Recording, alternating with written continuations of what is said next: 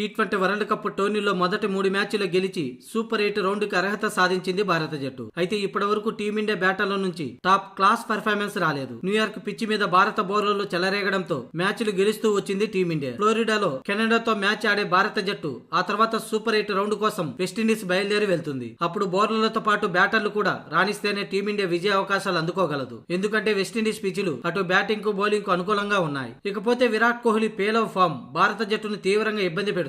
అయితే విరాట్ కోహ్లీ ఫీల్డింగ్ లోనైనా అక్కడక్కడ కనిపిస్తున్నాడు. అయితే ఆల్రౌండర్ గా టీ20 వరల్డ్ కప్ టోర్నీలో చోటు దక్కించుకున్న రవీంద్ర జడేజా ఇంతవరకు అసలు ఎలాంటి పర్ఫార్మెన్స్ చూపించలేకపోయాడు. బ్యాటింగ్ లో జడేజా పరుగులు చేసిందే లేదు, బౌలింగ్ లో వికెట్ తీసింది లేదు, అలాగే ఫీల్డర్ గా ఒక్క క్యాచ్ అందుకుంది లేదు. ఐర్లాండ్ మ్యాచ్ లో ఒక ఓవర్ బౌలింగ్ చేసిన రవీంద్ర జడేజా 7 పరుగులు ఇచ్చాడు. పాకిస్తాన్ తో మ్యాచ్ లో బ్యాటింగ్ లో గోల్డెన్ డక్ అవుట్ అయిన రవీంద్ర జడేజా 2 ఓవర్ల బౌలింగ్ చేసి 10 పరుగులు ఇచ్చాడు. ఇక యుఎస్ఏ తో జరిగిన మ్యాచ్ లో అసలు రవీంద్ర జడేజాకి బాల్ కూడా ఇవ్వలేదు కెప్టెన్ రోహిత్ శర్మ. దీంతో రవీంద్ర జడేజా అసలు టీమ్ లో ఉన్నాడా, ఉన్నా కూడా ఆటలో అరటిపండు అయ్యాడా? ఎందుకంటే జడేజాలో కాన్ఫిడెన్స్ అసలు కనిపించలేదు. అలాగే రవీంద్ర జడేజాపై కెప్టెన్ రోహిత్ శర్మకు నమ్మకం కూడా పోయినట్టుంది. అందుకే యుఎస్ఏ మ్యాచ్ లో దూబేకి బౌలింగ్ ఇచ్చినా కూడా రవీంద్ర జడేజాకి 1 ఓవర్ కూడా ఇవ్వలేదు. అంటే రవీంద్ర జడేజానే బౌలింగ్ చేయడానికి ఇష్టపడలేదేమో. మొత్తానికి టీమిండియా తలపడిన 3 మ్యాచ్లలో జడేజా గణాంకాలు రన్స్ 0, వికెట్లు 0, క్యాచ్లు 0. మరి సూపర్ 8 లో వెస్టిండీస్ పిచ్లపైనైనా జడేజా రాణిస్తాడేమో చూడాలి.